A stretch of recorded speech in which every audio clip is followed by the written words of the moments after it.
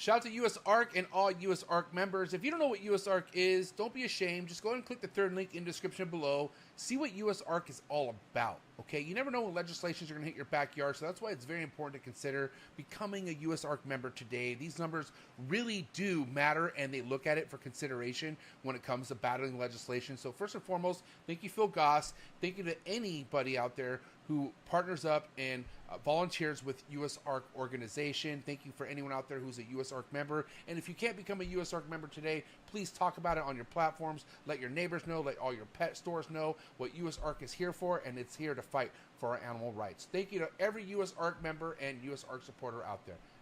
T-minus 30 seconds.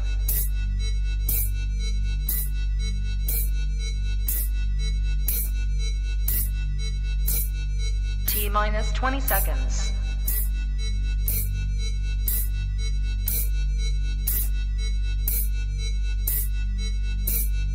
10, 9, 8, 7, 6, 5, 4, 3, 2, 1, 0.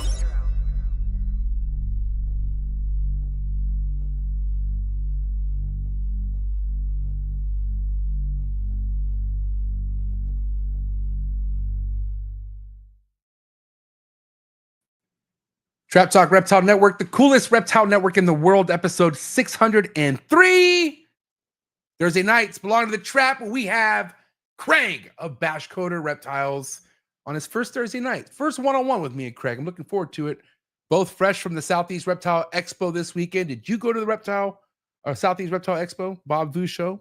Killer. Oh my God, we're going to talk so much about it tonight. Hope you guys are ready. What's good? I'm your boy MJ. Hope everyone's having a good week. You know, here we are towards the end of our week. Gotta love Thursdays. And if this is your first time tapping in, if you're into the reptile industry or hobby, you want to learn more of the ins and outs, and this is the network to be subscribed to 7 days a week. Okay, that's right. Monday through Sunday, you can catch a new episode right here on the Trap Talk Reptile Network, covering all species of reptiles in a sense. I mean, you take your pick, man. So they get all love and support out there. It really means a lot. And again, 7 days a week, wherever you listen to Trap Talk Reptile Network on all the audio platforms, Buzzsprout, Apple Podcasts, Spotify.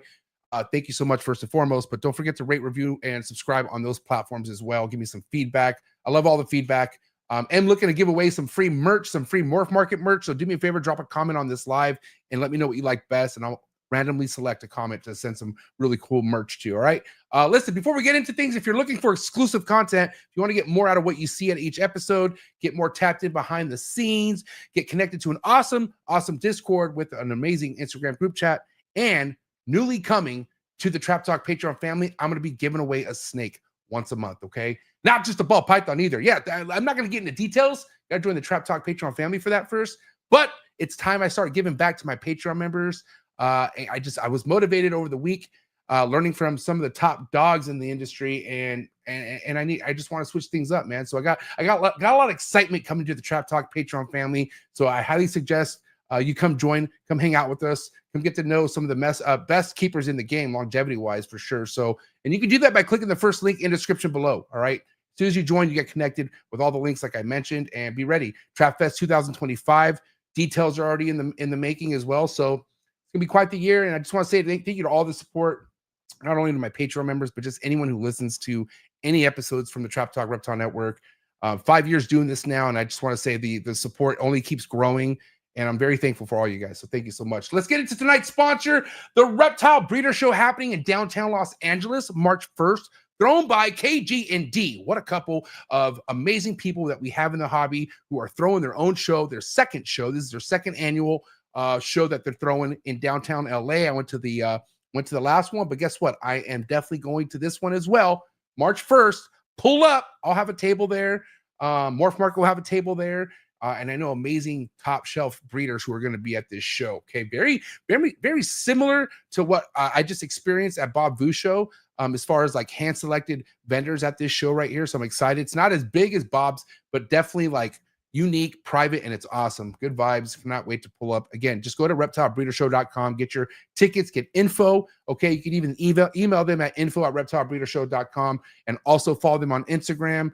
And yeah, get your tickets, man. Only $10 entry fee to get into this show. So Cannot wait. Shout out to anyone who's pulling up to the Reptile Breeder Show March 1st in downtown Los Angeles. Again, one of tonight's episode sponsors is Gary Scavino of GS Reptiles. If you're looking to get into arboreals, or if you already are, and you're trying to get, spiffed up on your husbandry, and you want to know exactly how difficult are some of these things to keep, my man Gary will put you on game simply by going to his YouTube channel. Okay, so much amazing content that this guy's been putting out for the last 4 years or so, and I try to get on Gary's bumper about putting out more stuff. But listen, he does what he does. It's Gary Scavino, bro. It's OG, triple OG in the game. You feel me? And I've learned so much from Gary. All right. So thank you so much, Gary, for your ongoing support. This is a man right here, first and foremost. And I really look up to this guy a lot. So do me a favor, follow him on Instagram and also subscribe to his YouTube channel. Thank me later. I'm telling you right now, his stuff's just no joke. All right. A lot of amazing stuff about to be released from GS Reptiles here in the near future. So another good reason to subscribe, because what he does is he puts YouTube videos out explaining what he's about to have for sale, and then also does it on his IG as well. So also, if you're looking for homegrown quail, no third party, no China, even though there's nothing wrong with China, I'm just saying this quail is grown on this dude's property. Okay, button quail all the way to extra large quail, sent to your doorstep. Okay, organically grown, like I said. It gives you peace of mind knowing where your prey is being bred and where it's being produced from. And Blake is very transparent, and he's one of the best, if not the best, in the quail game right now. So go to Blake Exotic Feeders on IG, go give him a follow. You can also hit him up directly, or you can simply just go to his website. You can find the link in the description below. Thank you so much, Blake, for keeping my freezer on lock with amazing quail. And I want to say 90%, if not all, I think every reptile in this room for sure has had quail, for sure. So it's awesome. Thank you so much to, make things exciting as far as knowing what I could do to maybe give my reptile a healthier life. Diverse diet, I don't know, can't be a bad thing, right? Especially for my neonate chondros. All right. Thank you to all the sponsors. You guys are amazing. Again, catch all the sponsors in the link in the description below. Who's here, dude? Okay, listen, I'm excited for Craig, but I don't do this a lot and I miss it. I want to know who the hell's here tonight. My homegirl. Oh my God. Neurofy Exotics. You can catch you here on Sundays. Girls Who Love Reptiles podcast. She's the best. I'm telling you right now. Please go check her out on Sundays and also give her a follow on Instagram. She was also with me at the SouthEast Reptile Expo, killing it. She got so many compliments. Very proud of her. Shout out to Krista for being here. Shout out to my man, Justin. Listen, we're going to talk about the South, okay? We're going to talk about you Southerner breeders, all right? There's some heavy-hitting South ball python breeders that I'm just now like, I already knew you guys were down there, but after going to the show, man, you guys really got it going on. So we're going to really capitalize on the South tonight for sure. And shout out to Justin. He's definitely one of those people right there who have heat. So go give him a follow. Ozark Mountain Morphs. Appreciate you so much. The homie Nick in the building. Reptile Pueblo. Thank you so much for being here. Morph Valley Reptiles, man. Freddie in the building. Mutation Creation. Billy. What a week Billy's had. Jesus. We'll get into that later too, for sure. But thank you so much for being here, Billy. Really appreciate it. Sinful Serpent Exotics, thanks so much for being here. North County Off Grid, that's a cool name. Big Keys, wow, dude. Gotta love seeing this guy in the comments. Thanks for coming back, my man. Keys in the building. Had a good talk with Keys. The homie Wiz, who's also here right now too. Damn, this is some pre-COVID love right here. I love it. My boys right here. Go check them out. Keys Whiskey Bomb Network. All right, go check them out. Those are my boys. Seen them come up in the game. Very proud of my homie Wiz, first and foremost. I think, one thing I always talk about Wiz is he was a part of my very first giveaway that I had back in like 2019, right, Wiz? I can't remember, but I gave him one of my GHI production snakes, and he produced it, all sorts of cool stuff. So, or he produced with it, all that cool stuff. Anyways, shout out to the homie Wiz, and shout out to anyone else in the chats. If you think that tonight's episode is worth any super chats, or if you have a question or important topic, something that you feel like me and Craig need to cover, then drop a super chat. I will not sleep on it. But without further ado, guys, I'm just ready to get this episode started because I've had Craig on Trap Talk a couple of times, okay? Never one-on-one. And I feel like with this guy's, I don't know, you can just kind of tell people got good knowledge, you know what I mean? And they've been through stuff in life to get them the knowledge that they have. And I love learning from people like this. So I already told myself for sure I'm going to need that one-on-one with Craig. And then I think me and Craig about a month ago were speaking about coming on the show. And then when I found out we were both going to SouthEast Reptile Expo, I'm like, yo, let's go to the show together. And then we talk about how we like the show, give Bob some flowers and some other vendors some flowers. Again, and then I saw Keys and Wiz and other cool podcasters that were also at the show as well. So it was just a good time. Okay, so we have a lot to talk about, lots to cover. You guys are in for a treat. You guys really are in for a treat. So do me a favor. Do what you gotta do to get your mind right. Do what you gotta do to stay hydrated for episode 603. Bash Coder, Reptiles coming at you right now. Let's go. Cheers.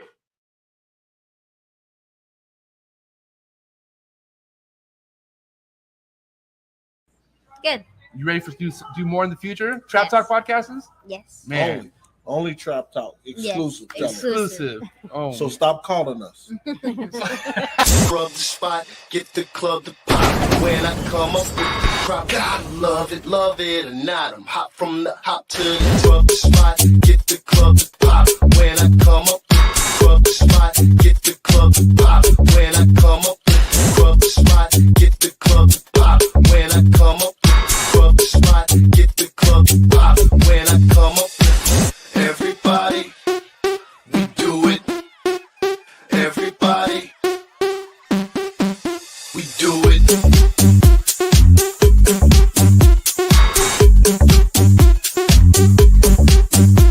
Do it. Do it.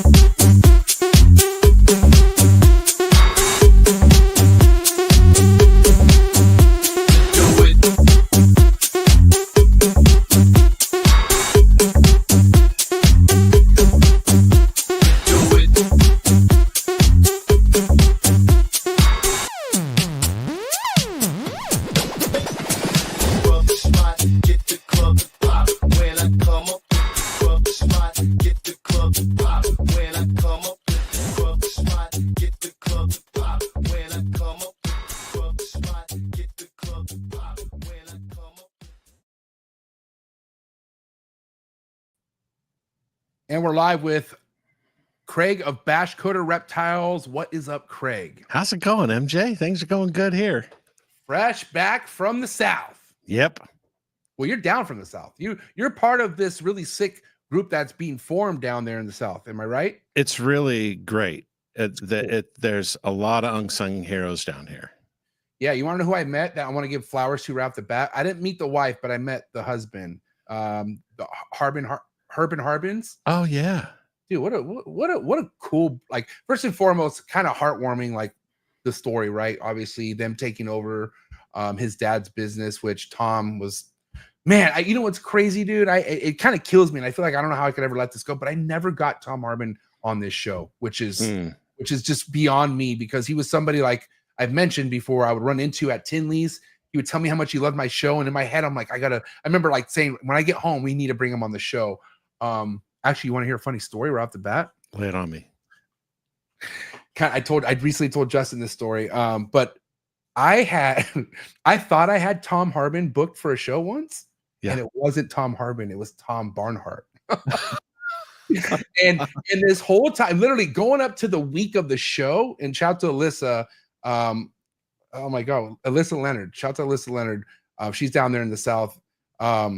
And she like hit me up. She's like, yo, you know, that's not Tom, right? Like the Tom you think you're bringing up that you met at Tinley. I'm like, what do you mean? She's like, and I sent her a picture because I had a picture of me and Tom. I'm like, this is who I'm bringing on, right? She's like, no, you're not bringing him on. She's like, you're bringing the Black Pastel Tom on. I'm like, what? And it was like both legends. Both. I mean, I wasn't upset. Trust me, because I was like, that was somebody I really would want to have on also. You know what I mean? Yeah. But also, I originally thought Tom Harbin, because I didn't connect the dots right away. I thought Tom Harbin had something to do with the Black Pastel at that point. And so, anyways, it was just a bunch of confusion then. You know what I mean? And so, yeah, at the end of the day, I'm like, damn, dude, I can't believe I never got that legend on. But his son, right? That's his son. Josh, yeah. Josh, what a cool guy. Glad I met him. Got to see their displays and setup, and really happy to see new fresh blood like that into the game, but also like, they got all their dad's experience. So I think it's awesome. Yeah, it's great. Josh and Alicia are awesome. And they're building a new facility also. Yes, dude, Justin Thomas. That was one of my favorite tables at SouthEast Reptile Expo. Great. Yes, dude. And he was right in front of Canova. You know what I mean? Yeah. Big shoes in front of him. But he had heat, man. I went over there and definitely spotlighted Justin's table, and I was like, Justin, you got some heat, bro. He's like, oh yeah, like He knows what he has. Yep, he does. But yeah, really cool. And I remember just kind of, I don't know, coming across Justin. Well, funny story. I met Justin, Mike Johnson. I think what a something Morris. What's the other name? He's a part of that whole the whole section that was there. Yeah. What's what on Morphs or something like that? Wetter Morphs. Wetter Morphs. Yes. Which is Unk. Yes. And Steven. Okay. Yeah. So I met all of them at Tinley in 2021, I think. Yeah. That was the first time I ever met all of them. So to see them from there to, you know, at a cool show like Bob's, which why don't we get into how you felt about Bob's show?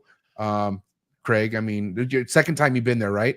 Yep. I was at the one last fall. It was just excellent. I just think Bob knows how to do excellence. You know, there's kind of two sides to that coin. First is it's a lifestyle. You got to be like a guy like Bob just does everything to the best he can.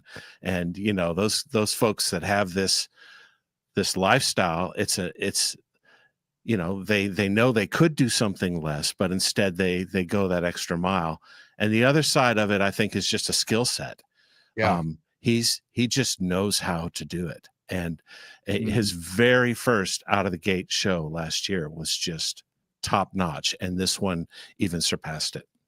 And, you know, we have to think Bob's one of these top vendors. Like, he is a top vendor. So when you have a top guy do his own thing, you know, he's going to be completely, like, I guess, groomed over what he's learned and what he's done. Not only as a show owner, but like as a vendor, he does things in consideration. You know what I mean? Like, you know, me and Marshall were walking around and we were like, damn, this is a big building. Like, he could have put way more tables if he wanted to. Like, he could have maxed that puppy out, but he was like, well, there's no reason doing that when there's not a, like, he hasn't built that foot traffic yet. You know what I mean? And so when you have so many vendors with so little foot traffic, it just spreads everything thin. And Bob even though I told him damn near impossible to make everybody happy when it comes to vending, but he's doing his best to make sure everyone has their fair share of people that they could sell to, and like just very considerate for vendors, you know, and nothing against any other show throwers out there, but the consideration just isn't at that level. Like Bob, I've seen it firsthand. His people go straight to the booths, talk to the vendors personally, make sure they're good. I overheard all this at the show this weekend. And they help load in, they help load out. It's just amazing. When was the last time you went to a show and you come up to the back door and they're like, can we help you? You know? And it's just amazing. And they were asking people, where on the table do you want your, you know, displays? And that's an attitude that they just clearly decided to have. And that is, I think what you said is right. You know, Bob's been to hundreds of shows and he's been a real road warrior at times. And I'm sure that he just cataloged a bunch of stuff that he hated about shows and a bunch of stuff he loved about shows and just made that his pattern. Yeah, he told me his first Daytona, he completely like tanked. Like, it was a really it wasn't nowhere near what his Daytonas are like now, you know? And, you know, and that's the thing. Like, people think they get their foot in the door at a Tinley, at a Daytona, that they're going to just sell out. It doesn't work like that. Like, it can, don't get me wrong. Like, I'm not trying to be Mr. Negative, like, oh, you're going to whiff, but no, I'm just saying it's not expected. Like, there's so many levels to this, you know, not only like getting your foot into a good show, but knowing how to work that show, knowing how to tell customers. Like Bob and many other vendors I know build so much suspense, and customers already bought in snakes pre-show, and then they just go and already like spend money. And so having that kind of juju and energy already off the bat is kind of like important. It's just so much though, Craig. It's a lot of work. Like, you know, I get props to people who vend a lot, because I vend my little Happy Reptile Super Show, which I love. That's my favorite show. Like, I've heard it's awesome. Oh, it's amazing. Rami does a great job. And, you know, Robbie has consistently thrown the coolest, biggest reptile show in the country, if not in the world, and does a really good job, you know. But where were we getting at? Oh, man. You were talking about Daytona versus Reptile Super Show. Yeah, right. But just saying, like, I just feel like, oh, man, my man. Well, I was going to say good point. I know I lost it. We were comparing. I remember something about like having a good show. I don't know. Maybe I'll rethink about it. But I'm just saying, like, everything takes time, and I do know that one thing Bob is not trying to do is like put too much on his plate at once. Like, I feel like this guy's trying to perfect it per show. You know what I mean? Yeah. But what was your overall feedback from people that you've heard at the show? Like, let's kind of hear what you heard. Well, overall, 50,000 foot level, it had the professionalism of a Tinley and the hangs of a Daytona. And it's super regional now. People travel to get here, and people are willing to drive. You know, we had a vendor across from us was from Pittsburgh, you know, and so, but it was open like Daytona. In other words, you've got big aisles at Daytona, and at Tinley you're kind of cramped, and there's a few. I can't do Tinley. Like, dude, I don't want to cut you off, Craig, but I'm just saying, No. Tinley gives me anxiety after a while. Like, I have to dip out and go back to my room, like peak Tinley hours. I'm sorry, continue. Yeah, there's not a lot of places to sit, stuff like that, and so yeah, Tinley has choke points, and this layout had no choke points. And it was great to see so many people travel to a relatively central location, and get to meet so many people that I've only met online. Yeah, and that's another thing. You know, it's not as central as things can get, but it's you had West Coast people like myself that were there. You had far East Coast people there. Florida, I feel like Florida was all up in there, man. I saw so many Florida cats. Shout out to mommy Brian McGrath, Ethan Hatchery. I was really stoked to see him. And you know, there's some really cool Florida cats, and I was like, you know, to a lot of people, Florida's a drivable. You know, that's a drivable show for them. You know what I mean? Yeah. Stan was there, and a bunch of folks, I think, are really pinning their hopes on this. Have been pinning their hopes on this because we haven't had a good super regional within driving distance of most of the South that doesn't require a whole 4-day weekend like Daytona kind of does for a lot of people, you know? Yeah. So, yeah. I mean, you know, I don't know. The thing here, like I said, nothing can be perfect, right? I hate to say this because I'm going to be publicly letting this know for the first time, but I probably can't make Daytona because how bad I want to go to Bob's show in August. Like, I don't want to miss Bob's show again. And it's my birthday week, and I know I'll have a good time. It's August 10th is my birthday, and it's the week of that show. And, you know, Bill Stiegel wants to go. Like, we're talking, you know, bigger heads coming to the show now. You know what I mean? So, I don't know, man. And it's crazy because Daytona was such a good time. I didn't get to meet you last Daytona. You were there, weren't you? Yeah, I was there. Yeah, I think I missed you. Daytona was a blur. Like, it was one of the rock star weekends where it just flew by. But yeah, listen, I wish I could do all shows, but you know, Daytona is literally the week after, or not even like maybe a little more than a week. I can't know the Isn't exact that crazy? Date. I think it's the next weekend. Yeah. I wonder how that works. I wonder if that. I think it works like this. Bob just dropped some BDE and just said, "That's it. That's." Okay. I mean, we're dropping a week before, and I just think that was a power move in my view. And I think it's going to be. I mean, people are going to be there. I can tell you that much. Yeah. And I know that there are some savage vendors who will, you know, go. I mean. This is the thing. Like, there's some people out there, bro, who don't miss a beat when it comes to vending. Like, they'll vend week after week, or maybe every other week. Which, holy cow! Oh, that's what I was gonna get at. How Reptile Super Show is my one only show that I vend for the whole year, and then I don't have to worry about it. And even that one weekend, Craig, of me vending that show, it takes me about a week to recover. Like, I'm like, as far as like, okay, now my room's back to normal. You know, because normally I don't know, I have a lot of people in town that week also. Yeah. So I just like I said, I really tip my hats off to like the Bob Voos, the Josh Jackie, you know, Ball Python Shed. That dude's a beast when it comes to vending.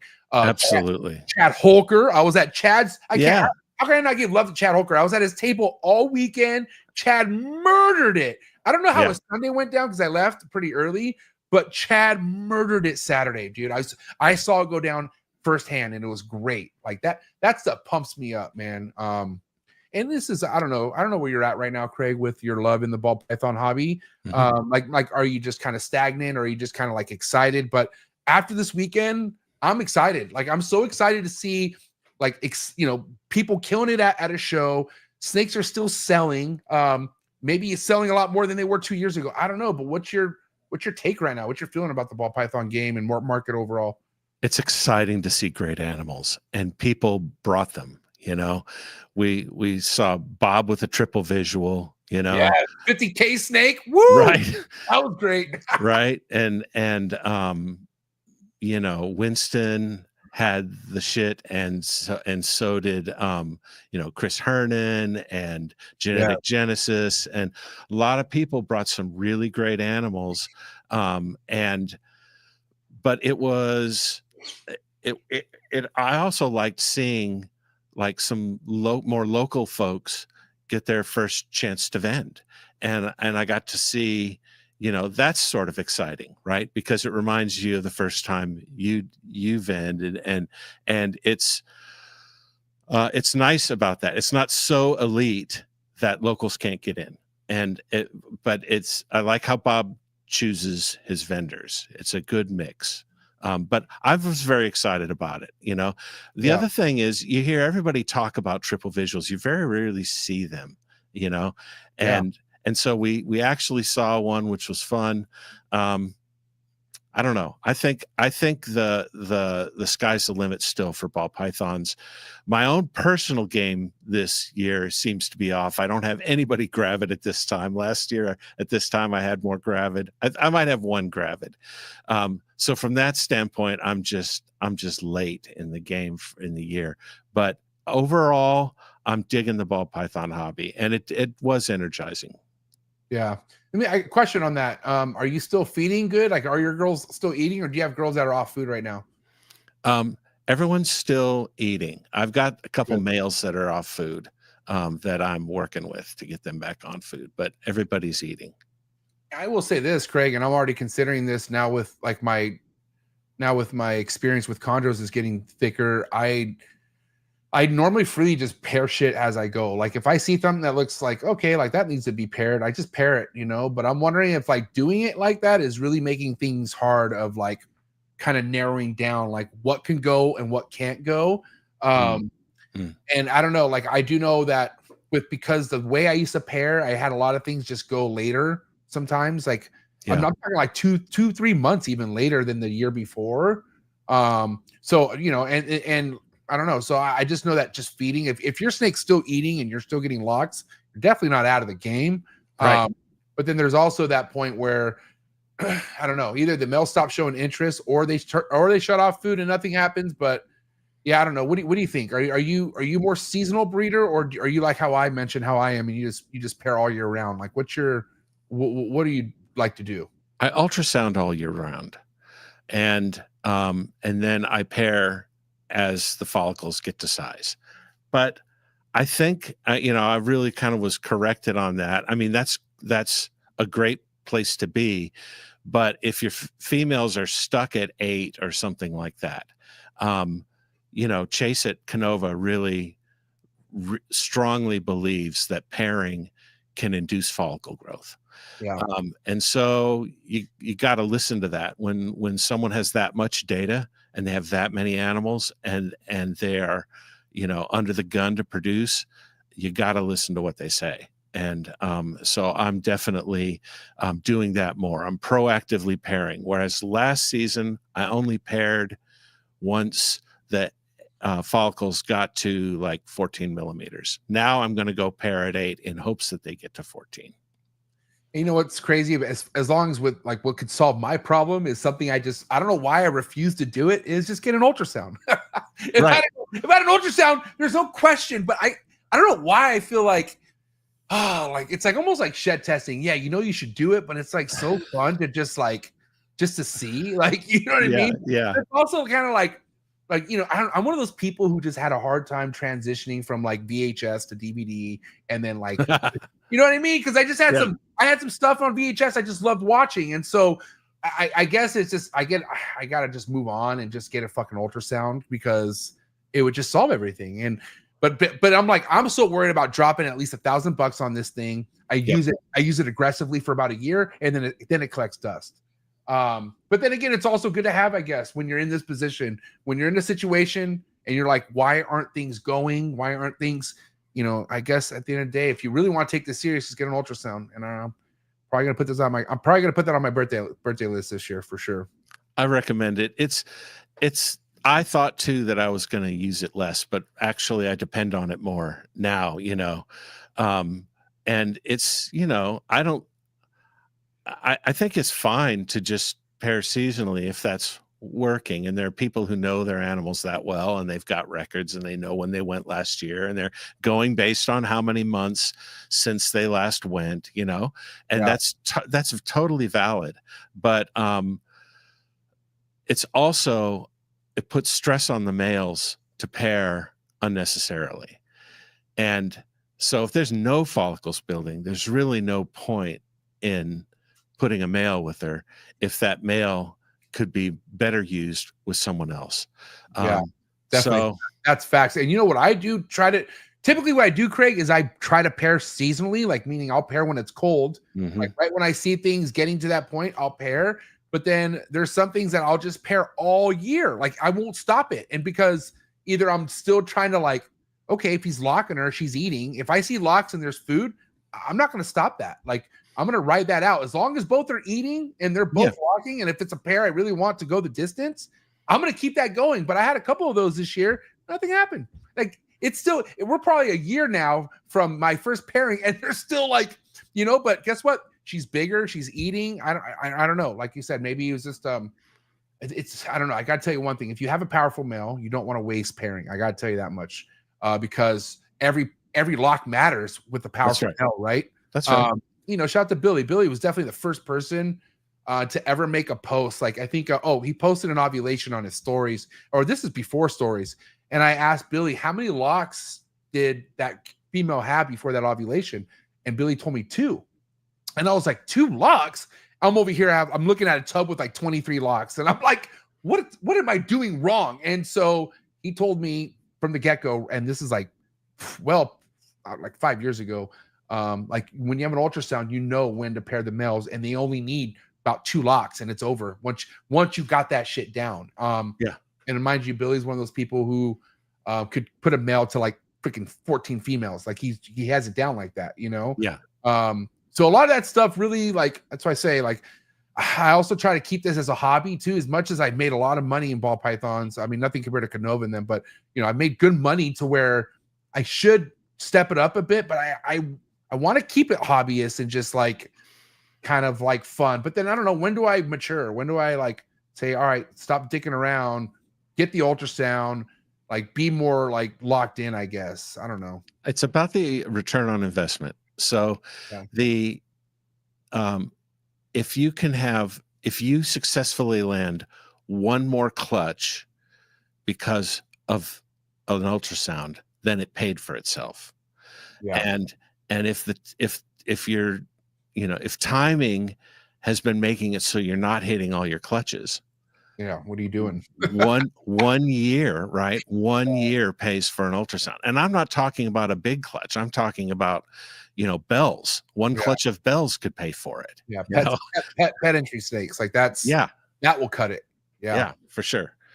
Yeah, totally. And I don't know. And ultrasounding is something chondro breeders do and stuff like that. And I feel like, and not that I don't take ball pythons as serious as chondros, but I feel like I've had such success with ball pythons, not even giving a shit, just pairing and I get a clutch, where I normally just let that be. That's what it is. But then again, I like you said, like I said, the pairing I had last year, which was a spot nose red stripe. Spot nose, 100% triple het, DG clown hypo, to a leopard, DG clown. Wow.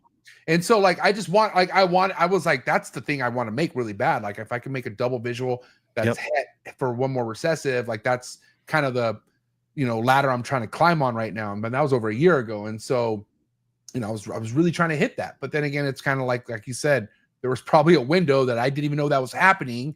And either the male wasn't paired or something, right? But if you want to know, you got to get an ultrasound first and foremost. But you got to use the fucking thing. I use mine on my short tails now. I have a pair of Sumatran blackhead short tails, and I used it on the female and saw she had 18 millimeter follicles, and so we paired them up.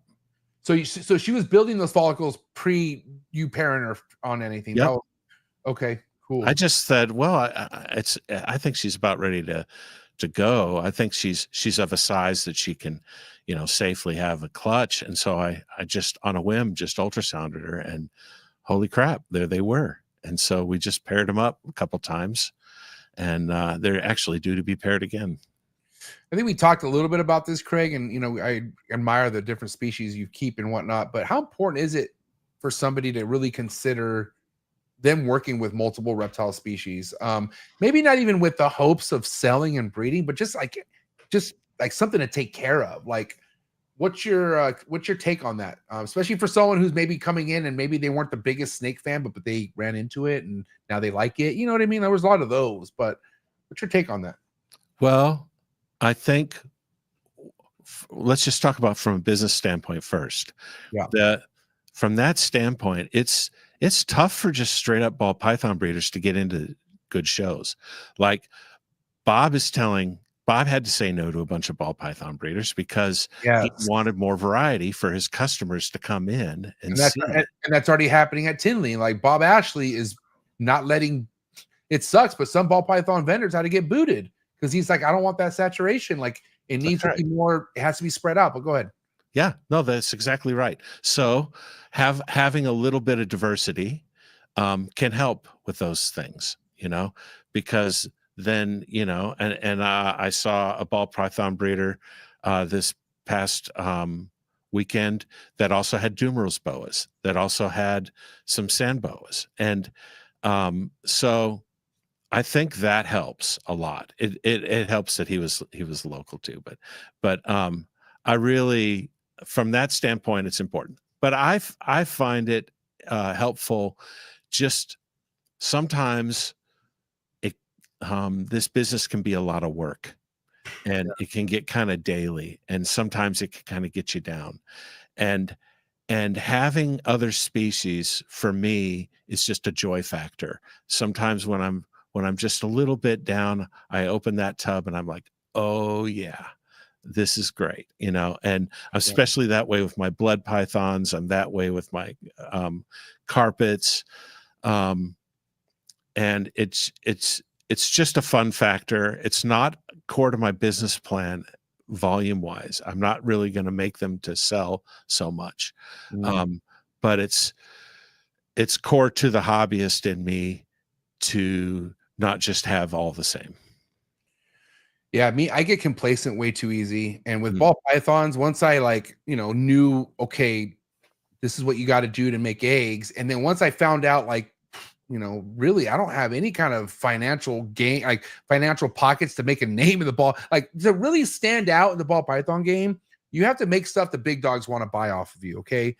And that could happen with time for sure. You could be one of those guys, but to overturn that time quicker than later, it's going to cost you a lot of money. Okay. But I knew that right away. I was like, I now that I know, because one of my biggest rewards, Craig, with breeding ball pythons was the fact that I saw eggs. I saw a snake come out of the egg. Once I saw that, I was so hooked because I just created life and it's magic. And it came out and it wasn't as and I'll never forget anyone out there who is thinking about their first ball python clutch with me. Think about the suspense, the excitement.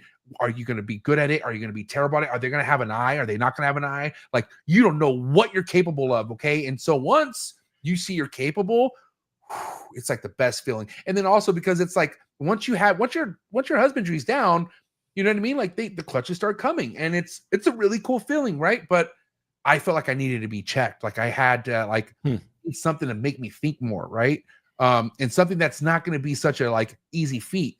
And man, did I sign up for the right one? Chondros. That's when I'll never forget when I first got my first chondro. No, I actually got my first adult chondro, an import. And it was then I got another one that was a little bit older. Time passed. And my good buddy at the time, I'm like, I think I'm going to pair these up. And he's like, do it. He's like, if you could get eggs, that's the like, if you could even get eggs, that's huge. And I'm like, oh wow. I was like, I think I can get eggs. And so first and foremost, I paired them and got eggs. And the way she laid them was not the typical, like, you know, she just laid them out everywhere. And I was devastated, Craig. I was like, what the? I wasn't expecting this because she didn't give me a pre-lay shed like the ball pythons do. Right. There was not this, and they normally do too. It can happen, but not frequent. It doesn't happen often. It's So not anyways, a sure thing. yeah. So all this like straightforward stuff that ball pythons were doing for me, all out the window with chondros. But man, like, and then my buddy told me, he's like, a lot of people give up, and this is not for the faint at heart. Like, if you have like if you're a little emotional and you get attacked, this ain't gonna work for you. And when he told me that, I was like, because I am an emotional person, and so everything he was saying, I'm like, holy shit, I should run away. But no, dude, like I was like, I need this. Like, maybe it would be impossible to work someday, but I'm not gonna give up, and I'm gonna keep getting more chondros, and I'm gonna learn this. I don't give a shit. And man, it's been 7 crazy years of a roller coaster, bro. But I need that. Like, and also with the tree monitors, Craig, like, you know, but mind you, everything I'm saying is so much work. Like, it's, you know, the more you buy, the more you raise up, the more they become something you take care of for the long run, right? Yeah, for sure. I have over 50 chondros. Okay. I have over 10 tree monitors. And so like the ball python stuff, which is typically easy when it comes to like juggling everything, it does get heavy. You know what I mean? But like, I don't know if you're, I don't want to call it stress, but I like that kind of pressure. Like I like, it's a kind of something I've been doing for the last few years. And it's just something that it almost keeps me accountable. Does that make sense? I don't know, but it's been firing me up, and I love this. Like, I don't know about you, Craig, but I love walking to my reptile room and looking around and cannot believe I have the shit that I have. You know what I mean? And I'm sure you have the same thing. You pull something out and you're like, this is so incredible. You know what I mean? And so for sure. I just know that there's a passion within people, like the same way we have it. And I feel like those are the ones that, you know, if you can, right? Especially if you feel like you don't have enough going on in your life, fucking add more reptiles. Yeah. And you know, a good one to start if people are thinking about getting into new species. There's a couple ones that could be really exciting and not too intimidating. One of them is an emerald tree boa. You know, I don't find them intimidating. I mean, you're not okay. Hold on. You're saying you're as a a keeper. As a keeper, but let's talk about the person walking by. Oh yeah, no. Okay. For them walking by, I think the next best animal would be a Dumeral's boa. Okay, hold on, Craig. I gotta pause you because now my mind's racing. I have adult emeralds that still make my heart race. So yeah. You have you seen a full grown adult emerald? Have you ever been a Marshall? You see Marshall's emeralds? Yeah. Oh yeah, all the time. And that doesn't intimidate you. What I mean is it's the care for them doesn't intimidate me. Okay, facts. Yes. Right. Okay. Thank you. It's not like you can get one thing off by a couple degrees and it's a failure. They're hardy. They're fairly low maintenance in my experience. And the same thing for Dumerals, except Dumerals are just amazing pets. They eat like a boa. But they're not aggressive at all unless you get them thinking you're feeding them, and but they're wonderful to handle. They're beautiful to look at. They're very low maintenance, and they're hardy. They stay healthy, and they're very underrated. Dumerals, they are. So they come in different types of like colorations too. I don't know if they're localities or if they're morphs, Craig. I don't know if you could cap on that, but I'm just saying Dumerals super underrated. Them and carpet pythons. Yeah. They have there are a lot of different ways that phenotypes, I guess. And I think it's all down to line breeding. I'm not an expert, but you've got some that are almost xanthic, like black and white. And then you've got others that are in the high orange and reds, and that's what some of mine are in this high orange range. And then you've got just the solid, what you would call a normal, that has an amazing pattern, great contrast between light and dark. I've never seen a Dumerals that I didn't think was beautiful. And I'm curious. Like, is that something you keep in the same room, obviously, with everything else? And are they in cages? Are they in racks? How do you keep your Dumerals? Right now, they're in the largest, in the 80 series tubs, and I'm looking to put them in bigger enclosures. I was talking to Black Buck Cages about it, and Nice. and I'm looking to put them in bigger enclosures. But they've got plenty of room right now for their size. They're not of breeding size. I see Riley in the chat. You know, carpets are pretty great too, and they're pretty easy to keep once you get them past, you know, their very early stage. You know, and you can handle them down. Some I can't handle down. I think I got these from Riley. I may have, but I have a couple of exanthic coastals. Oh, that came from Riley. Yeah, and but these exanthic coastals are spicy, and they just don't like to be handled. So I don't force it on them. You know. Yeah. And that's another thing too. Like, not everything's meant to be handled. And oh man, I've had this argument so many times just because, like, yeah, ball python's great pet. Like, I mean, it's great, good with kids, right? But like, if a ball python could take a survey or say anything, they're just not going to want to be held, you know. But then again, they'll tolerate it. But that's right. Try to hold something that doesn't tolerate it. Okay, I dare you. And that's why there's some things I feel like some keepers should have that they know they can't hold, and just like treat it for what it is. You know what I'm saying? Yeah. But what's crazy, man, is like you said, I don't know. If you have something that's United States captive born and bred, first and foremost, absolutely, and obviously everything has a type of mood growing up, but a lot of these things, no matter the species, they mellow out. They do calm down. Obviously, they're very, you know, for the most part, a healthy snake should be food aggressive. They should want to eat, but they, for the most part, know once they're out of the enclosures, it's not about that, you know. And I see them thinking a lot, even though I feel like they're derps a lot of the times. Like, you know, my emeralds, my chondros, once they come out and they look around, they're like, all right, like they'll start moving, and then I can start touching them, you know. Very minimal interaction like that. And like I said, you can hold a ball python for as long as you can hold a green tree python that could tolerate as long as you can hold a ball python. I've held a chondro for a long time before.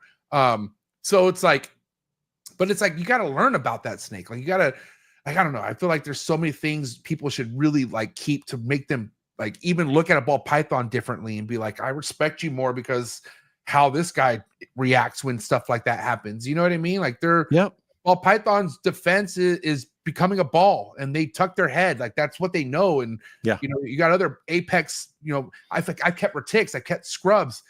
They ain't tucking their heads. Like, they're coming at you. Scrubs not tucking their heads. Time, you know what I mean? And so that kind of stuff like reminds me like, oh, these are reptiles. And so, and this is why a lot of ball python, you know, a lot of people kind of like clown the ball python game, because it's like, you know, it's a ball python, even though it's the number one force to be reckoned with, obviously, and people know it's the number one gateway drug in the reptile game. No matter what you say, ball pythons are the king.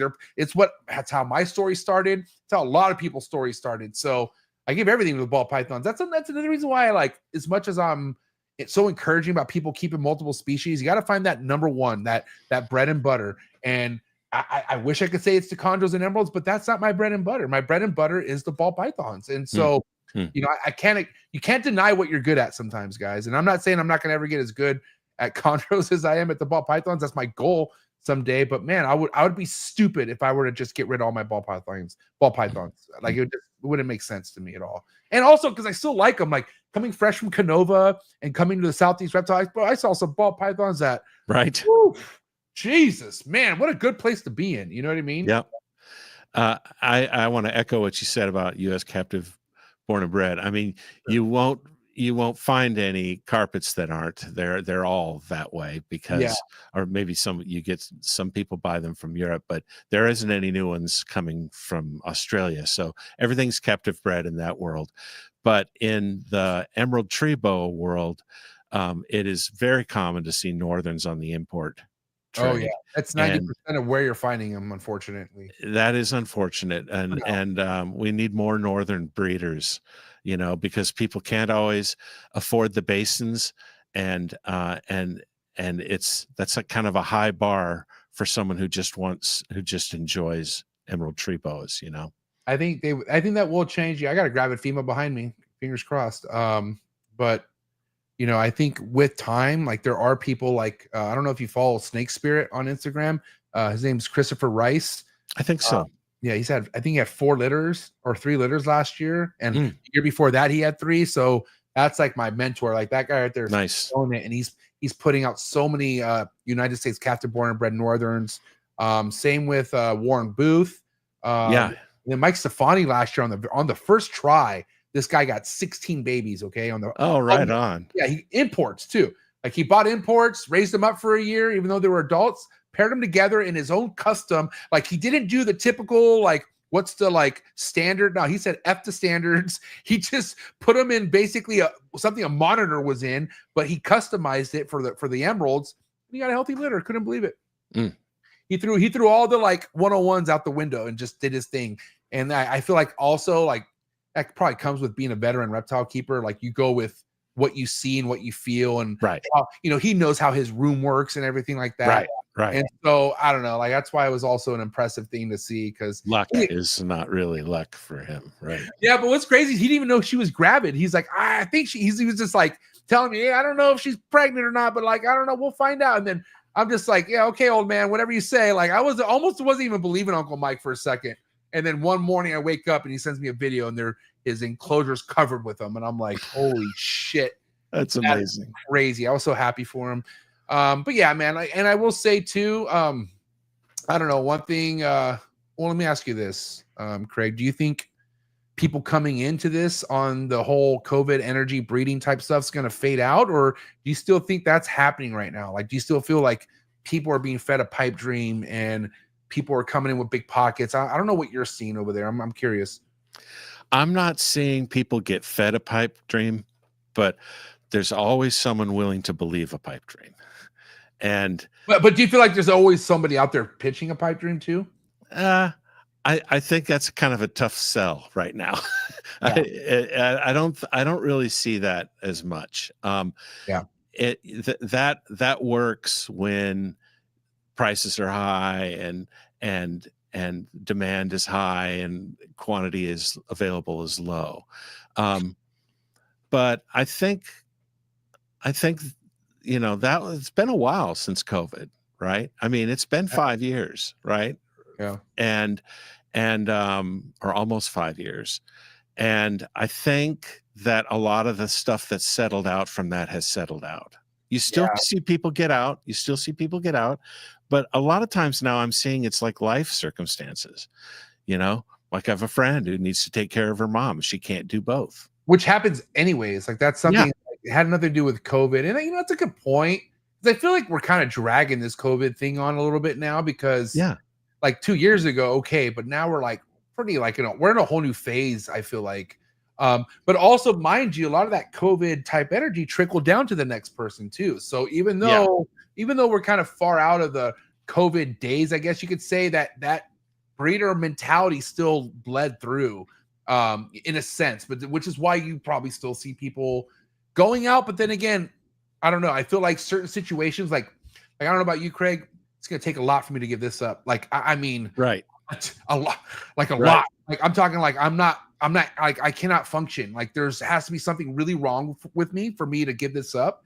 And I've heard a lot of people's, and I don't want to call them excuses, but life situations say, well, I got to bag this up. To me, I'm like, well, that's nuts, because the stress of getting rid of 100+ animals and and mind you, they're just not giving a shit about the price either. They just want it gone. And that right there is sad to see. I don't know. But then again, like I said, not my situation, not my life. I just know the way I build everything back here is like the air I breathe. And so I don't know.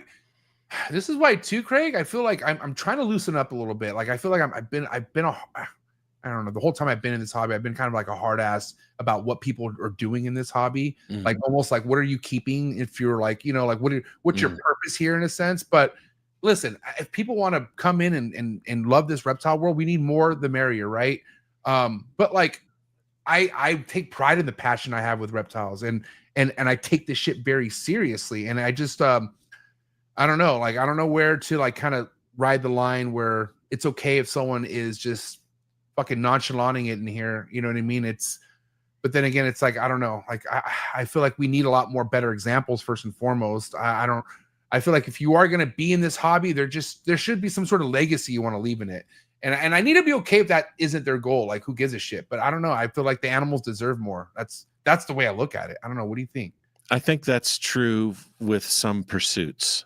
Like, I think like you see people pursuing projects that end in suffering, either human or animal suffering, you know, and I think it's time to rethink some of those projects.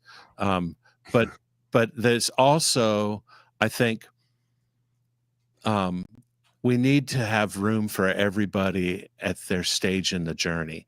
The casual keeper needs to be okay, and we don't. It doesn't have to be that everybody is, you know, pressing the boundaries. First, that's, like you say, that's extremely expensive, because the people who are pushing the boundaries have to make serious capital investments every year. Because if you were to take a year off from pushing the boundary, you're behind, you know? So if you're going to be a boundary pusher, then you have to really, you really have to be committed. But I think what Levance is saying is right. You know, that we really need education. We need more people in the hobby, not to feed the ball python machine. We need more people in the hobby because we need to spread this passion, and we need to, which is why we're doing this Epic thing, by the way. This extra. Yeah, we're going to get to Epic after the commercial break, so it's right there in the loaded. It's on deck. Trust me. Sweet, but the point is we have to spread the passion. There's laws out there that are getting passed that make it so you can't bring your animals to schools and show them on display. You can't get kids excited about this. I think what we need to do is tell the right story. We need to tell the story about the animals and not tell the story about the business so much. And then for people who want to do the business, who want it, then we really got to tell the right story. To the people who want to do it as a going concern, if you're really going to make a go of this as a business, let's tell the right story to them. And, you know, not some sort of, here, take all my crap and go make a go of it. You know, we have to really tell the right story for people who are going to be serious about breeding. And that's what I was kind of getting at, like the whole idea of just keeping for the sake of keeping, you know, like getting a reptile to breed it, like that being the first, like, kind of milestone you want is to breed the thing, when you're just like, man, we'll keep it alive for a few years first, you know? And another thing too, that's why I was so adamant about keeping other species, because it kept me from wanting to breed. Like it just kept me to just keep them alive. Did you ever follow Forrest Fanning? He went by Zoo Dreams on Instagram. He passed away. No. Okay. He was the actual original owner of Cold Blooded Cafe. Yeah. And so he passed away 2020, almost 5 years now. Wow. But he, man, like I'll never forget, like he was a very, man, he taught me so much, but very like upfront. Like he told you how it was, you know. Is Scrub Python guy? No, that's Steve. That's Stephen Okay. Kush. He's still alive. Okay. Stephen Kush is well alive. Okay, good. No, but Stephen worked for Forrest. Like they had that relationship. So, but anyway, so but Forrest, I'll never forget when he first came over to my house back in 2018. We're different. The original trap, which was, you know, only like 10 minutes from here. But I was like so excited for him to come see my snakes. You know, I was growing my chondro collection then.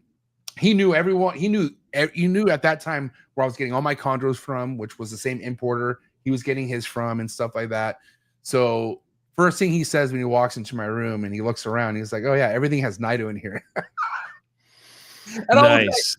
I was like, what? He's like, nice. He's like, you just walked into the COVID ward. Yeah. He's like, I'm just being real, man. He's like, just know that. I'm like, what? Why would you say that? He's like, and then he broke down, like, you know, obviously what's happened in collections. He's like, I know you got that snake from this importer and he's had it before. So like, he was just telling me like the possibilities, but he was also being very real. And man, it fucking scared the shit out of me. I'll never forget. And then also the thing he said before he left was, he's like, I'll be surprised if all these snakes are alive in 4 years. That's what he told me. And I was like, so in my head, I was like, just keep him alive. Just keep him alive. Just keep him alive. Like, I swear to God, like, that's all I want to do is keep him alive. I just, like, the whole breeding, make money was like, not even a fucking thought. Like, I was like, I just want these things to live. And so, and that's another thing too, because, you know, I couldn't help but to think about money with ball pythons, because that's where my money comes from. I make money breeding ball pythons. So it's really hard to like, you know, yeah, I love ball pythons, but fuck, I love making money. Like, it's the truth. So it's like always a thought in my mind whenever I'm looking at a ball python, whenever I'm looking at eggs, it's about money. I'm going to be 100% honest. And that kind of gets wearing after a while. You know what I mean? And so, and you know, I can't tell you I don't think about making money off chondros now. It's been fucking 7 years. I put in work, you know, like I would like to at some point, but it's not definitely something that I know I'm going to get. Like, it's such a, like, if it happens, it happens. I'm happy for it, you know? And so, yeah, man, just if people could get into this for the sake of just keeping and being like fucking next level pet keepers, you know, and then if breeding is something that they want to tackle, because like, let's be honest, like selling any kind of snake's not that fun right now. Like, you got to have a really good name out there. You have to you have to be established with the species you're selling. Otherwise, you're just another guy who has a cool snake for sale. There's a lot of people who have cool shit for sale. So yeah, I don't know. Like, it's something that people really need to consider. Like the whole breeding thing. Like, I trust me, I love being a breeder. You know what I mean? But there's a threshold. There's a success threshold that is very easy to get wrong. Yeah. And what that threshold is when you have to breed to support you have to breed and have good sales to support your passion. And in other words, you're trapped. Yeah. And if, you know, that is sort of the line at which people can easily go full time or not, or fail at just going one snake too many. You know, and it's not just about the animals, it's about the feeders. You know, dude, I'm so glad you brought that up. Yeah. Oh my gosh. That's the hard part. You know, that could change everything. Like that right there is the hugest factor where people have to fucking pack it up because of the whole, they did not consider the feeding aspect of things, which is, bro, how do you breed? You feed. Hello. I didn't. When I started, I just thought, well, they say they can eat frozen thawed, and it says so here on MORPH Market that they eat frozen thawed, so I'm just going to feed them frozen thawed. And then I just sort of went in with those blinders on, and then realized I'm going to have to come up with a better solution than this. And so the cost, the quality, the pickiness of the animals, and so yeah, there's a lot that I don't want to talk people out of being breeders, but I definitely would counsel that people move a little slower than I moved. You know? Yeah. But it's almost our duty to have to realize like this person isn't meant for breeding, and like be the ones to kind of break that news to them. Bill Stiegel talks about all the time. He said that he has spent probably more time talking people out of getting chondros than getting into chondros, because like the severity of things, like how shit and how deep things can get. Because mind you, people for chondros, for the most part, you know, there is a lot of the whole let me keep it thing, but especially right now, people are getting into chondros to breed. And so listen, we're going to get right back after this commercial break, because we're going to talk about Epic, a lot of other stuff to talk on this other half. So we'll be right back after this commercial, guys. Stay tuned. Sorry for the interruption, folks, but a quick word from our sponsors. Diversity when it comes to a reptile diet, I feel like is so important. So this is why I'm proud to announce today's sponsor, Blake Exotic Feeders over in Florida. What is up, everybody? Blake here, the owner of Blake's Exotic Feeders. We have all quail available at all times, produced here at my ranch, from button day old, from Coturnic day old, all the way to extra large Coturnic quail. If you guys have any questions, DM on Instagram. Appreciate the support, you guys. Make sure you guys hit me up. We have all the quail like I mentioned, and everything is shipped right here from my house. If you want the #1 quail sent to your doorstep and more importantly fed to your reptile, no better company than to go to than Blake Exotic Feeders. #1 quality in quail, hands down. And I gotta tell you, my reptiles love it just as much. It'll give you a peace of mind to know that these quail are grown on his property and it's not bought third party. Head over to his website, Blake Exotic Animal Ranch, to place your order, or you could just hit him up directly on Instagram. Let him know that the Trap sent you and he'll take extra good care of you. Thank you so much, Blake, for supporting the Trap, and also thank you so much for sending me top quality homegrown quail for my animals. One of the things I love about being a part of the reptile industry is all the learning, okay? Learning can be fun, and I can prove that to you. Thank you so much to today's sponsor, it's Gary Scavino over at GS Reptiles. I highly recommend you head over to his YouTube channel, follow all this man's content when it comes to learning about rare species of snakes you could be keeping in the hobby, and also just finding out how easy a lot of these rare species of snakes are to keep in general. So thank you so much, Gary Scavino of GS Reptiles. Again, head over to his YouTube channel. Also head over to his Instagram to be on top of all of his current work and be ready for a big year over at GS Reptiles. Thank you so much, Gary, for your ongoing support. I really appreciate it. Choo! All right, Craig. Epic. First and foremost, what a sick ass name. I say Epic all the time. I don't know. I think Epic was, I can't remember. It was part of like well before the snakes. Just using the word epic was something we would always. Yeah. But what a cool name! I want to know. I want to get down to it. Okay, what's the idea behind Epic? Go ahead and break down what Epic stands for. Mike came up with the name. Mike Johnson. It's Exotic Pet Industry Conference. That's what it stands for. Mike, very player, Mike. That's I like. It really was. I had something like Reptile Breeder Summit, and it sounded like like a gut disease or something. Resting bitch face or something. Yeah. Okay. Yeah. All right. So Epic. So what was the motivation behind this? I know you said you've been kind of really putting a lot of thought into it the last few months. So yeah.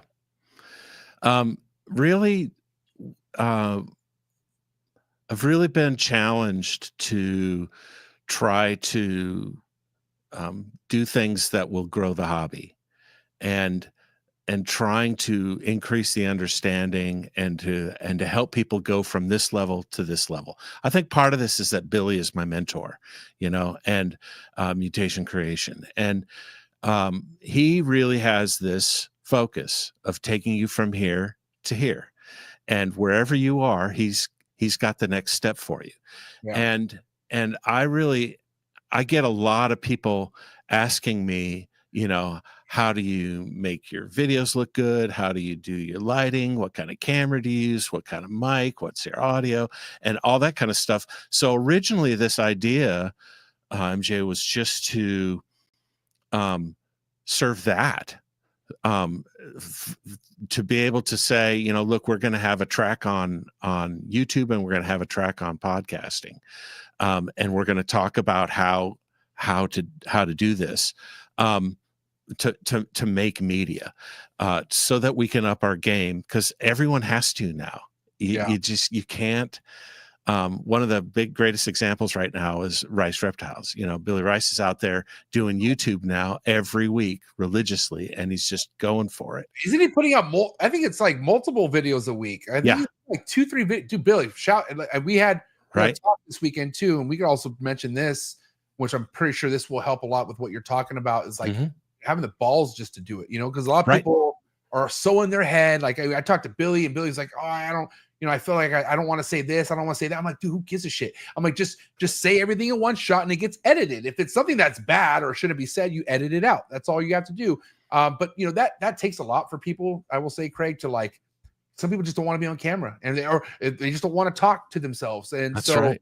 But it's something we got to do. It's kind of like, I don't want to post every day. Like people always ask me, like, how the hell do you grow on Instagram? I was like, I don't know. I don't post nearly as much as I did, but in the first few years, I posted every freaking day. Yeah. And then whenever the reels came out, I posted the reels. And so, and I drank the juice, like the hashtags, and used like the happy music, and whatever I had to do, I did.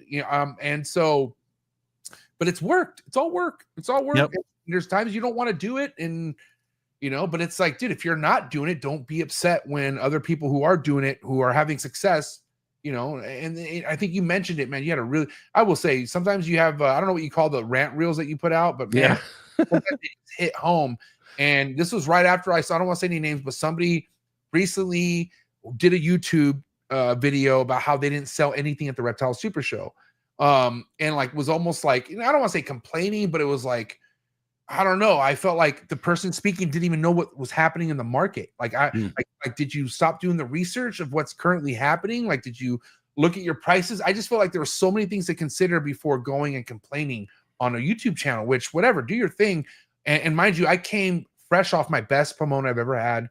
Emilio, shout out to Villarino Reptiles, who came all the way from Miami, pulled up, sold over 20 snakes. You know what I mean? So yeah, I don't know. Like, I feel like a lot of the stuff said could be taken by people who weren't at the show, and it just kind of just puts a negative like damper on things, like a wet towel in a sense, but that's why I feel like if you have someone who's always complaining, you shouldn't maybe always listen to the people complaining, like, because there is a lot other people out there who are enjoying their time right now in the hobby and the reptile space, having a hell of a time. We saw it this weekend. Everybody, the vibe was great this whole weekend at the show. You know what I mean? Yeah.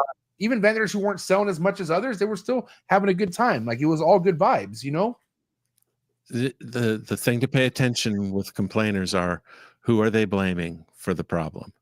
And if they're blaming themselves, then their heart's in the right place. If they're blaming everybody else or unseen market forces, then they're probably making excuses for something they didn't do right. But yeah, it started as that, and now it's 16 sessions in 5 tracks. We've got a YouTube track, a podcasting track, like I said. We've also got an industry track where Josh from Josh's Frogs is going to come in and talk about the state of the industry, the state of the market. We're going to have Chewy.com come in and talk about how they're getting more reptile forward and talk about big picture stuff. We're going to have Pangea come in and talk to us about the state of the gecko market. And by the way, this is not a ball python show. This is I think of all of the, maybe 1 or 2 of the 16 are focused on ball pythons sessions. And so all in 5 different tracks. So we've got an industry track, a business track, where we're going to have like Flawless come in and talk about, and they're bringing in Brian from Altitude Exotics, the Behemoth, and they're going to talk about how to mentor. And they're going to talk about their very special mentoring relationship, because I think that's what a lot of people are missing, and so we've got marketing tracks. We've got, 5 different topics, and you can go from one to another. So each one has 3 sessions, but you can say, oh, I want to watch this one in marketing, and I want to watch this one in business, and I want to watch this one in industry. You can make your own show, and then you can come back and watch them all later, the ones you missed. So our platform is just killer, super expensive. What's the name of the platform that you're using? It's called Brand Live. Brand Live. Okay. They do really big, like 1,000,000-person concerts, and they do really big, like presidential campaigns. And so this is not going to be some kind of janky, thing on Crowdcast or something like that. This is a completely professionally run event.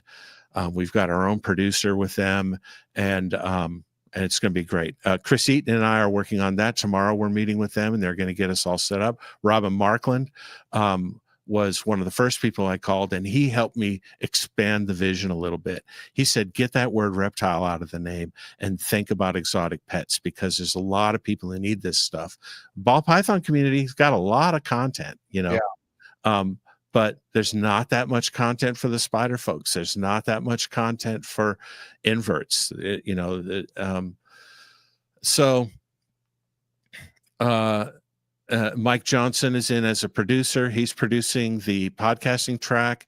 Nikki and Kurt Macomber from Irresistible Pythons, they're producing the marketing track. Adam Shira from Proper Royals, he's producing the YouTube track. And Phil McLean from Constrictly Business, he's producing the business track.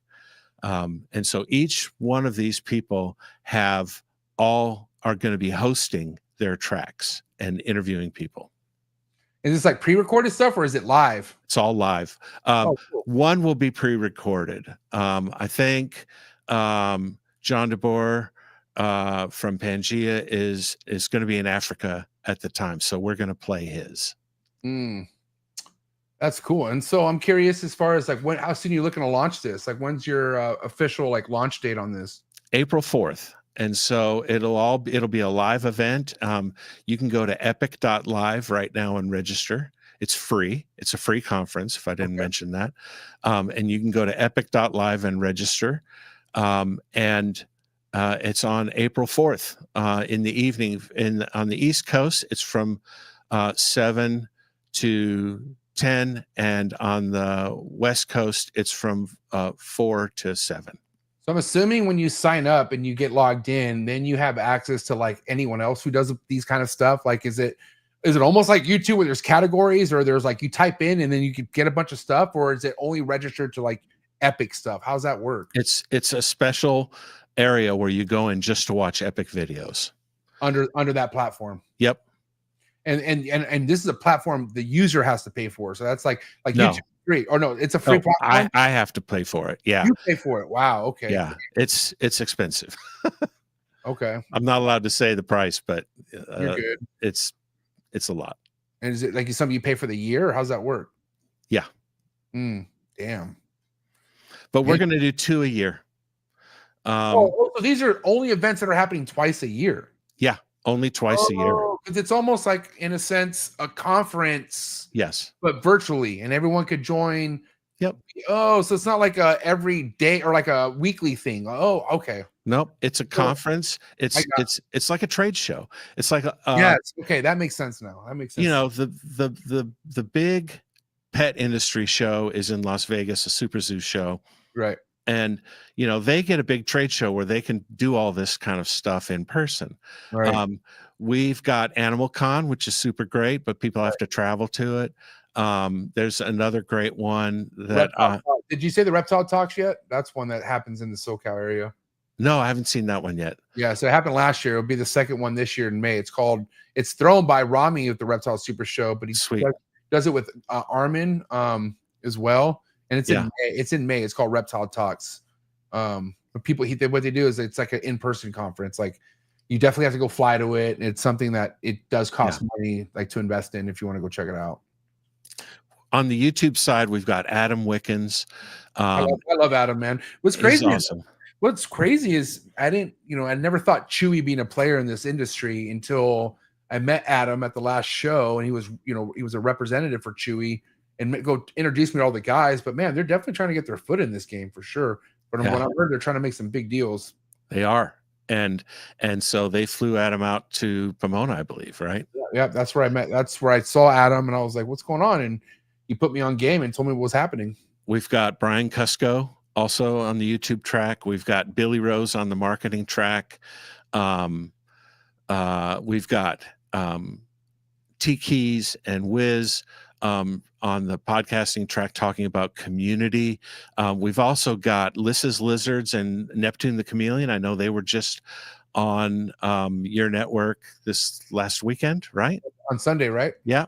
Yep. And a really cool one. We've got Chris Krimitsos, who is the head of Podfest Expo, a massive, largest, worldwide podcasting expo. And he's going to come talk to us about podcasting.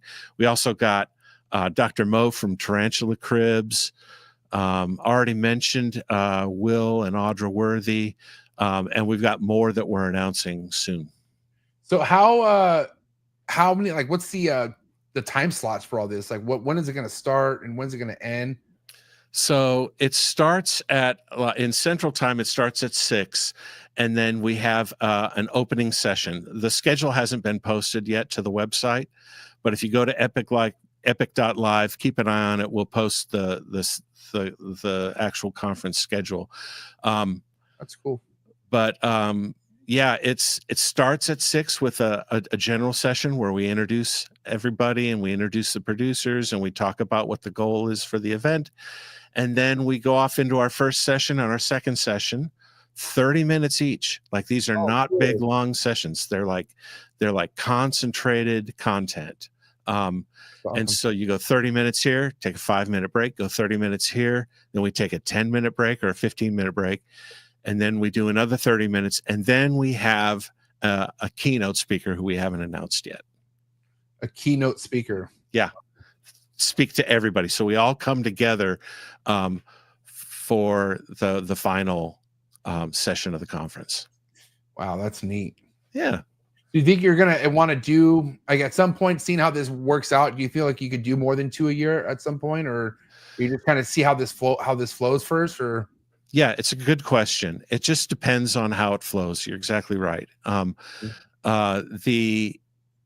other thing we might do is try to partner with the big shows and say, let's do this on the day before your show, since everybody's already in town. Let's do this live at certain events and certain venues. Yeah, definitely. So I bet you that one you're telling me about in Cali was right before a show, right? No, it's not. It's in May. Oh, it's wow. Like, yeah, it's completely. That's why I was like, holy crap. That's wow. It's at the same location and everything. It's where the Anaheim Super Show's at. But it's in May. It's like 2 months before, a month before. And actually, you know what? And I love you, Rami, but that's the reason why Bill Siegel didn't make it to Trap Fest last year, because I got him to go to Reptile Talks. And since he went to Reptile Talks, he's like, dude, I can't fly back here in 3 weeks. And so, Yep. damn it. But either way, that was a good time. And Bill killed it on that lecture.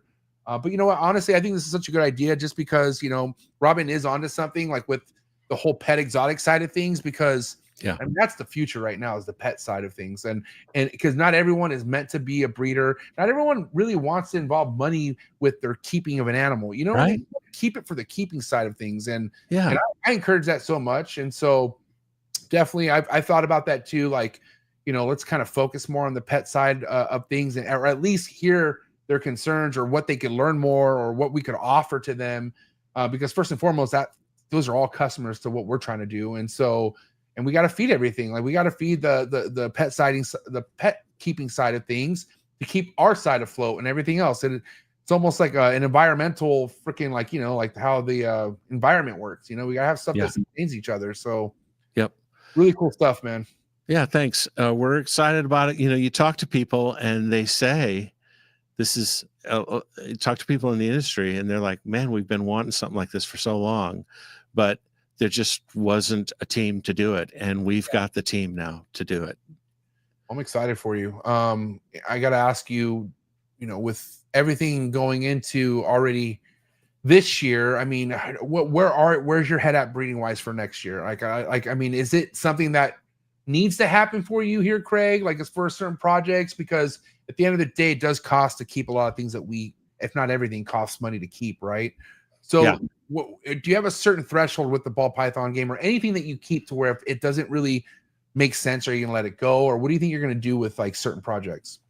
I might start to let go some of my other species, actually. Like, I have this gorgeous Western Mandarin phase Sanzinia tree boa. You have a Sanzinia tree? What?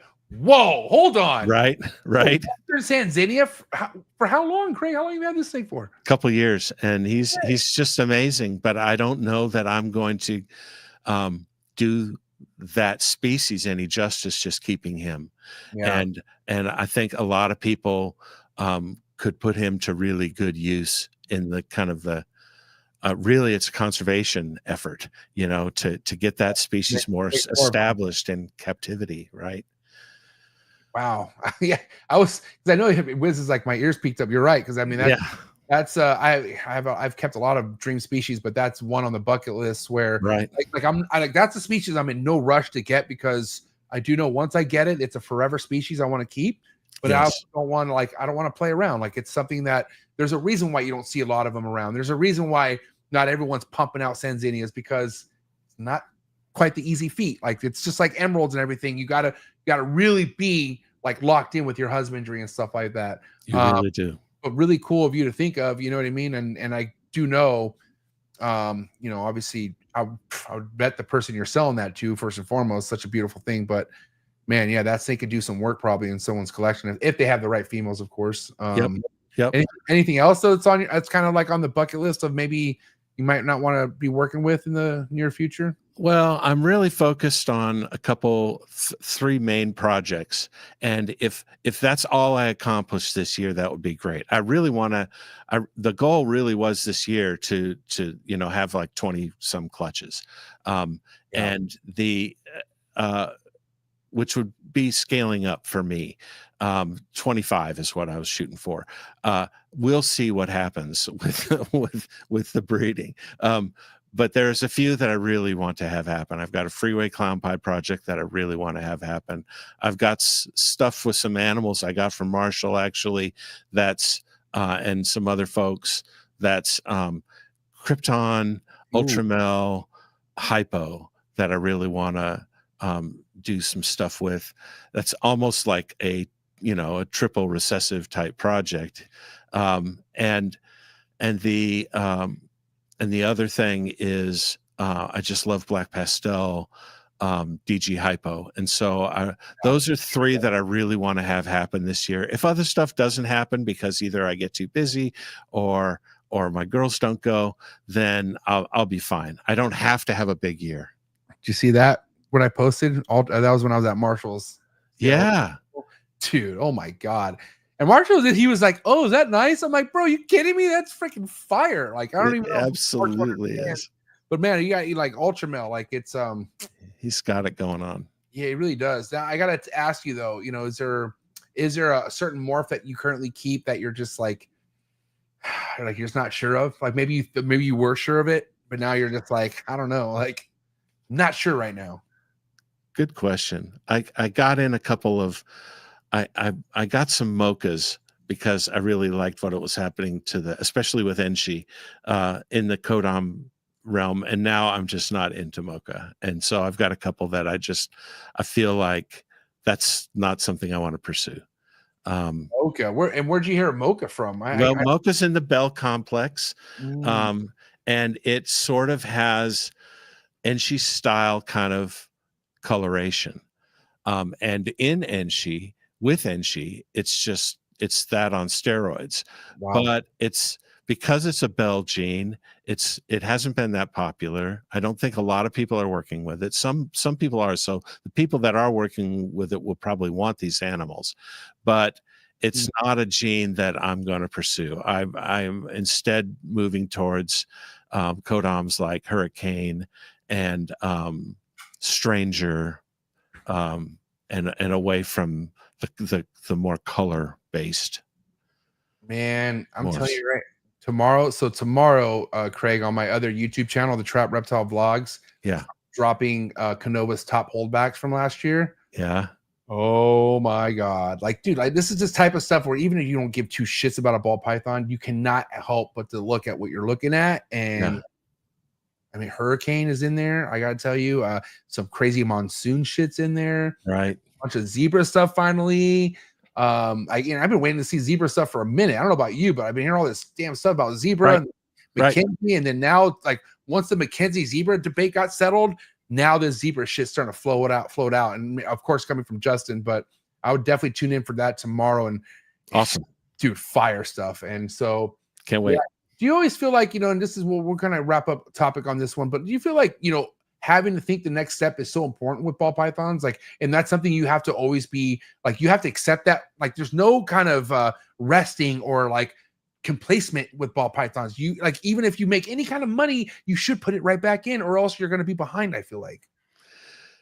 100%.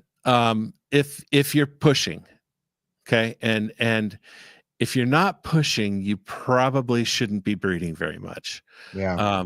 True. Because if you just look at where the market is right now, you really have to be pushing. If you're doing this as a business and you want it to be a going concern, you really have to push. And so you're reinvesting everything in. What was the question again? I've been drinking. No, hold on. No, I haven't been drinking. I was like, wait, no, you haven't. My God, what was the question? Now my brain farted again. Damn.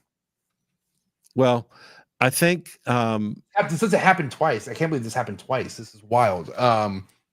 Wait, hold on. It was something about oh, I can't remember. Someone it's all help. right. Well, it's been a hell of a day, dude. My mic stand broke. It's been a hell of a crazy. Day.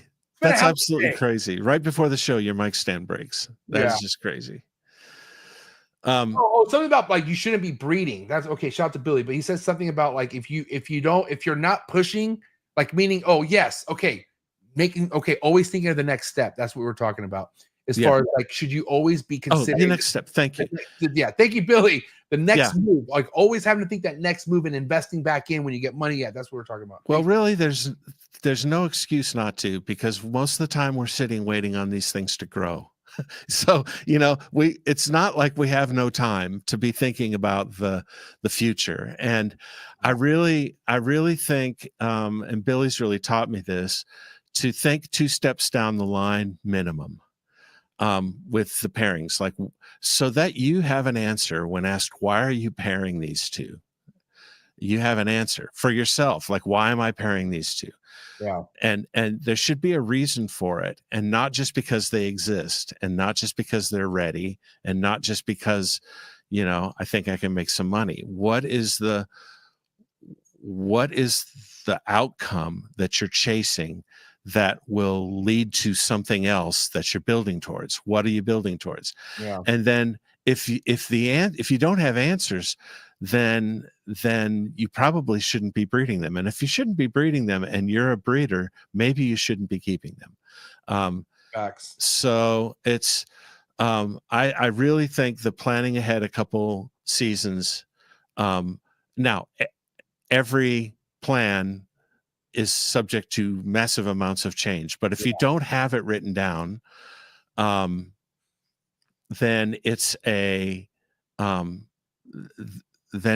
you really don't have an answer for why you're pairing any 2 animals. Yeah, I look at it like this: if you don't want your hands in on that clutch, don't breed it. First of all, if you're not in that mode where you're like, I cannot wait to pick my pick out of this, then don't do it. But mind you, if you're Mr. I vend every other week and I plow shit, then go ahead. Like, right. Then make anything you can make if you're selling that stuff, right. And so I like I said, there are different levels, right? But I feel like, man, right now, do not breed just to breed. You got to, I don't know, even if you have a game plan of selling them, like you better make sure that game plan is solid.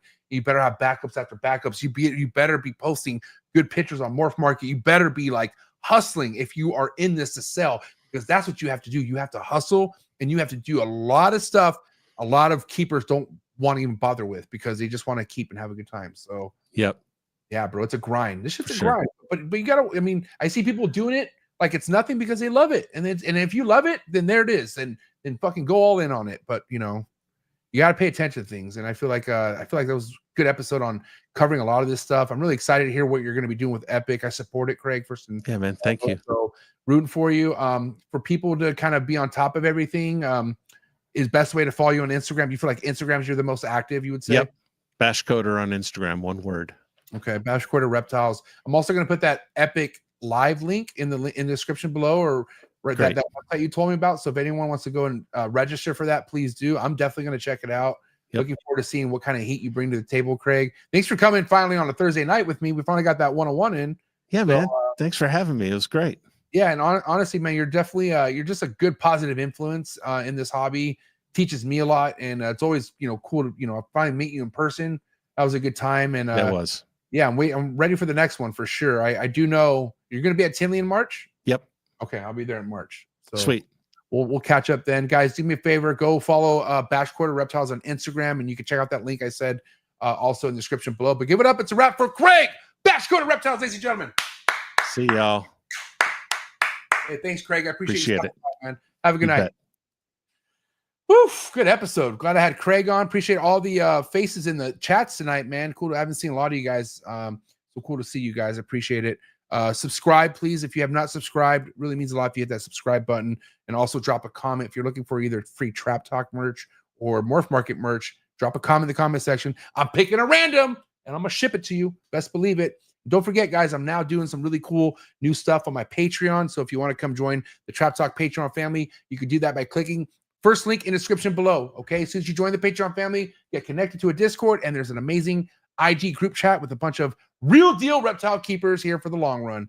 And thank you again for all the love and support. And don't forget, Trap Talk Reptile Network is 7 days a week, Monday through Sunday. Okay, but before I let you guys go, you know the deal. Sorry for the interruption, folks, but a quick word from our sponsors. Diversity when it comes to a reptile diet, I feel like is so important. So this is why I'm proud to announce today's sponsor, Blake Exotic Feeders over in Florida. What is up, everybody? Blake here, the owner of Blake's Exotic Feeders. We have all quail available at all times, produced here at my ranch from button day old, from Conturnic day old, all the way to extra large Conturnic quail. If you guys have any questions, DM on Instagram. Appreciate the support, you guys. Make sure you guys hit me up. We have all the quail like I mentioned, and everything is shipped right here from my house. If you want the #1 quail sent to your doorstep and more importantly fed to your reptile, no better company than to go to than Blake Exotic Feeders. #1 quality in quail, hands down, and I gotta tell you, my reptiles love it just as much. It'll give you a peace of mind to know that these quail are grown on his property and it's not bought third party. Head over to his website, Blake Exotic Animal Ranch, to place your order, or you could just hit him up directly on Instagram. Let him know that the Trap sent you and he'll take extra good care of you. Thank you so much, Blake, for supporting the Trap, and also thank you so much for sending me top quality homegrown quail for my animals. One of the things I love about being a part of the reptile industry is all the learning, okay? Learning can be fun, and I can prove that to you.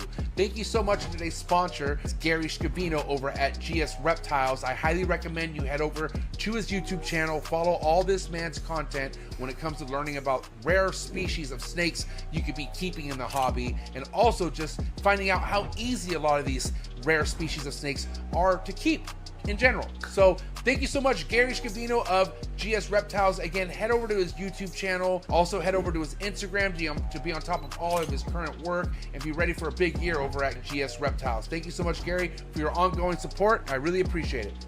Set your reminder for the 2nd annual Reptile Breeder Show happening in downtown Los Angeles, March 1st, thrown by KG&D over at the Bomb Project. I happened to made it to the first show, and it was one of the best times I ever had. It's such a really cool, unique show. Make sure you set your reminders, and if you're in the SoCal area, I highly recommend you pull up to this show and see the kind of vendors that they have vending. Some of the top quality ball python productions and other really cool species of reptiles will be at this show. So again, the Reptile Breeder Show, the 2nd annual Reptile Breeder Show happening in downtown Los Angeles, March 1st. Please set your reminder. Go to the reptilebreedershow.com, get your tickets, get all further information, and you can also give them a follow on Instagram.